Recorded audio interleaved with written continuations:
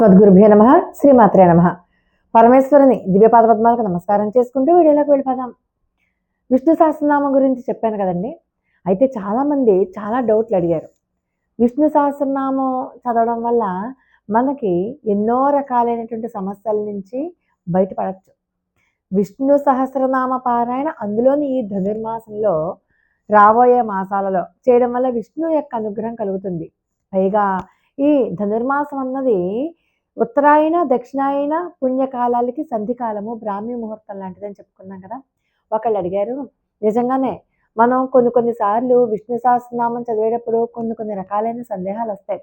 దీపారాధన చేసుకుని విష్ణు సహస్రనామం చదవాలా, మామూలుగా దేవుడి మందిరంలో కూర్చొని చదువుకోకూడదా, అలా ఎందుకు వస్తాయి? అందరికీ కూడా అన్ని అవకాశాలు, అన్ని పరిస్థితులు అనుకూలంగా ఉండవు. కొంతమంది అత్తగారింట్లో ఉండొచ్చు. మరి అత్తగారింట్లో ఉన్నప్పుడు దీపారాధన చేయాలి అన్నా, ఒక చోట కూర్చుని చదువుకోవాలన్నా ఎన్నో ఆంక్షలు ఉంటాయి. ఖాళీగా కూర్చుని చదువుకున్నట్టు అనిపిస్తుంది. వాళ్ళకి ఎలా అనిపిస్తుందంటే, మనం నిజంగా భక్తిగా చదువుకున్నా కూడా పని ఎగ్గొట్టి ఈ విష్ణు సహస్రనామం చదువుతున్నట్టుగా అనిపిస్తుంది. నాకైతే పెళ్ళైన కొత్తలో అనేవారు మా అత్తగారు, నేను కాఫీ కూడా తాగకుండా దేవుడికి దండం పెట్టుకున్నాక కాఫీ తాగేదాన్ని. కాఫీ తాగితే మా అత్తయ్య గారు అనేవారు, చాలేమ్మా నీ పాతివ్రత్యం, ఇలా అనేవారు. చాలే మీ పాతివ్రత్యం, కాఫీ తాగకపోతే ఏమైపోదు, కాఫీ తాగితే ఏమవ్వదు, కాఫీ తాగేసి పని చూసుకో, నువ్వే పెద్ద భక్తురాలివి, ఇలా పుల్లవిరుపుగా అనేసేవారు. వెంటనే నాకు కళ్ళం నీళ్ళు వచ్చేవి. ఎందుకంటే మా ఇంట్లో అలా అలవాటు నాకు. పొద్దున్నే మా ఇంట్లో 4 గంటలకల్లా లేచి స్నానం చేసేసి ముందు పూజా కార్యక్రమాలు అయిపోయిన తర్వాత మాత్రమే 6 గంటలకి కాఫీ తాగడం అలవాటు. వీళ్ళు అలా కాదు, లేవడంతోనే కాఫీ గ్లాస్ నోట్లోకి వెళ్ళిపోవాలి. అయితే మరి అలాంటి పరిస్థితి నాకు అదే అనిపించింది. ఆవిడ పాపం మెసేజ్ పెడితే, అత్తగారి ఇంట్లో నిజంగానే అన్ని అన్ని సౌకర్యాలు ఉండవు. ఒకవేళ ఉన్నా మనం గనక కూర్చుంటే వాళ్ళకి అప్పుడే మనకు చెప్పాల్సిన పనుల లిస్ట్ అంతా గుర్తొస్తుంది. అన్ని రకాలైనటువంటి పనులు చెప్తారు. పోనీ ఒక దీపారాధన చేసుకుంటే నూనె అయిపోతుందంటారు. వాళ్ళే దీపారాధన చేయాలి, మనం దీపారాధన చేసుకోకూడదు. ఇలాంటి పరిస్థితులలో భగవంతుడికి తెలుసు కాబట్టి మనం ఆ దేవుని మందిరంలోనే, ఇంకా చెప్పాలి అంటే మన బెడ్రూమ్లో కూడా కూర్చుని, అంటే అందరిలోనూ కూర్చుని చదువుకున్న అదో పెద్ద నేరమే, పని మానేసి కూర్చున్నట్లు లెక్క. అందుకని ఏదో వంకతోటి మనం బెడ్రూమ్లోకి వస్తాం కాబట్టి ఆ బెడ్రూమ్లోనే కాసేపు కూర్చుని చదువుకున్న ఏ దోషము లేదు. విష్ణు సహస్రనామానికి సౌలభ్యం అదే. మనకి గుర్తొచ్చినప్పుడల్లా కూడా విష్ణునామాలను ఎలాంటి పరిస్థితుల్లో అయినా సరే ఆ నామాలు మళ్ళీ మనం స్మరించుకోవచ్చు, అందులో అనుమానం లేదు. అయితే ఆ సోదరి పెట్టింది ఏంటంటే, బెడ్రూమ్లో అయినా సరే మనం చదువుకోవచ్చు, నిరభ్యంతరంగా చదువుకోవచ్చు. బెడ్రూమ్లో అయినా ఒక మూల కూర్చుని చదువుకుంటాం కాబట్టి చదువుకోవచ్చు. మా గురువు గారు ఏం చెప్పారు అంటే, పడుకున్న మంచం మీద లేచిన వెంటనే కూర్చుని కూడా చదువుకోవచ్చు అని చెప్పారు. అది మీ గురువులు ఎలా చెప్తే అలా చెయ్యండి. మాకైతే అలా చెప్పారు. అయితే విష్ణు సహస్రనామానికి ఏ దోషము లేదు. దీపారాధన చేసైనా చదువుకోవచ్చు, చేయకుండా కూడా చదువుకోవచ్చు. మనసు, బుద్ధి, ఆత్మ ఇవి శుద్ధంగా ఉన్నంతసేపు పర్వాలేదు. ఇప్పుడు మనకి చెయ్యాలన్న సంకల్పం అయితే ఉంది, చదువుకోవడానికి పరిస్థితులు అనుకూలంగా లేవు. అటువంటిప్పుడు ఏం చేస్తాం? చక్కగా కూర్చుని ఎలా కాళ్ళు చేతులు కడుక్కొని జస్ట్ కూర్చోండి. దేవుడి మందిరంలో దీపారాధన అక్కర్లేదు, ఏం అక్కర్లేదు, కూర్చొని చదువుకోవచ్చు. బెడ్రూమ్లో కూడా చదువుకోవచ్చు. అంటే ఇంకొకళ్ళు ఏం చెప్పారంటే, నేను మాంసాహారం తింటాను, ఇవాళ తినేసాక మళ్ళీ ఆ మర్నాడు విష్ణు సహస్రనామం చదువుకోవాలంటే ఎలాగా? నేనైతే ఈ విషయంలో చాలా స్ట్రిక్ట్గా ఉంటానండి. మాంసాహారం తిన్నారు అంటే ఖచ్చితంగా తలస్నానం చేయాల్సిందే. మాంసాహారం తిన్నా, వండినా ఖచ్చితంగా తలస్నానం చేయాల్సిందే.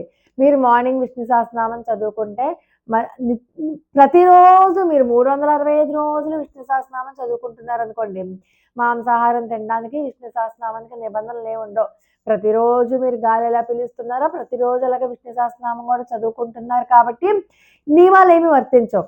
కానీ ఒక పర్టిక్యులర్గా కొన్ని నెలలలోనే లేకపోతే ఒక కోరిక తీరాలనో, లేకపోతే మనసు ప్రశాంతంగా ఉండాలనో, ఇలా కొన్ని పర్వదినాలలో అలా చదువుకునేటప్పుడు మాత్రం ఖచ్చితంగా మాంసాహారం తిననే కూడదు. ఒకవేళ తింటే తలస్నానం ఖచ్చితంగా చేయాలి. ఒక సోదరి రాసింది, ఇవాళ ఏకాదశి కదా, మాకు యూఎస్లో ఉంటారులేండి. ఏకాదశి కదా, ఏకాదశి నేను చికెన్ తిన్నాను, నేను మాంసాహారం తీసుకున్నాను, నా భర్త పిల్లలు కూడా మాంసాహారం తీసుకున్నారు. ఇవాళంటే నేను తలస్నానం చేసేసి చక్కగా ఉపవాసం ఉండి చేసుకుంటాను. కానీ ఫ్రిడ్జ్‌లో కాస్త ఉండిపోయింది మాంసాహారం. మరి ఫ్రిడ్జ్‌లో ఉన్న మాంసాహారం వాళ్ళు తింటారు కదా! ఏమిటండి ఈ ప్రశ్నలు? అయ్యో! మాంసాహారం తినాలి అలాంటప్పుడు పూజ చేసుకోకండి. ఏమవుతుంది? మిమ్మల్ని ఎవరైనా పూజ చేసుకోమని అడిగారా? మళ్ళీ దానికి మాంసాహారం తీసుకొస్తారెందుకు? చేసుకోకండి. వదిలేసేయండి. మీ ఇంట్లో ఎప్పుడైతే శుభ్రంగా శుచి, శౌచాన్ని పాటిస్తారో, మాంసాహారం తినకుండా ఉంటారో, ఆ రోజే చదువుకోండి పోనీ ఏమవుతుంది? అంతేగాని మాంసాహారం తినడం మానరు. పీరియడ్స్ వచ్చినా ఇంట్లో కలుపుకోవడం మానరు. ఇవి మానరు. మనకున్న కోరికలన్నీ తీరిపోవాలి. మనల్నేమో భగవంతుడు అనుగ్రహించేయాలి. ఆహార శుద్ధో సత్వశుద్ధిః అంటారు. ఆహార శుద్ధి ఉంటేనే మీకు సాత్వికమైనటువంటి భావాలొస్తాయి.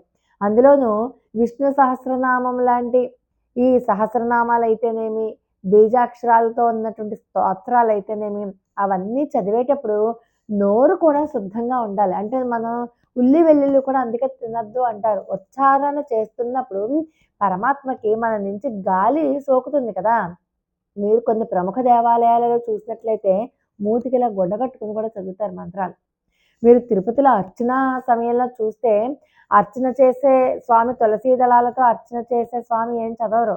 ఆయన కంటే ముందు కులశేఖరపడి దగ్గర నుంచుని ఒక స్వామి చదువుతారు. అంటే స్వామికి ఎంతో దూరంగా ఒక స్వామి నుంచుని విష్ణు సహస్రనామాలు నామాల రూపంలో చదువుతూ ఉంటే ఒక్కొక్క నామానికి ఒక్కొక్క తులసి దళం వేస్తూ ఇంకొక అర్చక స్వామి పాదాల దగ్గర కూర్చుని అక్కడ ఆయన పూజ చేస్తూ ఉంటారు. అంటే ఎంత డిస్టెన్స్ ఉందో చూడండి. వాళ్ళు ఏమి తినరు, శౌచాన్ని పాటిస్తారు, అన్ని రకాలుగా నియమాలు ఉంటాయి. అయినా కూడా వాళ్ళు అంత జాగ్రత్తగా చేస్తారు. ఒక 40 రోజులు ఇలా నియమాలు పెట్టుకుని ఒక కోరిక తీరాలని ఒక సంకల్పం చెప్పుకొని గనక చేస్తే ఖచ్చితంగా నియమాలు పాటించి తీరవలసిందే. భూశయనం చేయకపోయినా పర్వాలేదు కానీ మిగతావన్నీ కూడా చేసి తీరవలసిందే. లోకా సమస్త సుఖినో భవంతు. మరొక అద్భుతమైన వీడియోతో మళ్ళీ కలుసుకుందాం. అంతవరకు నమస్కారం.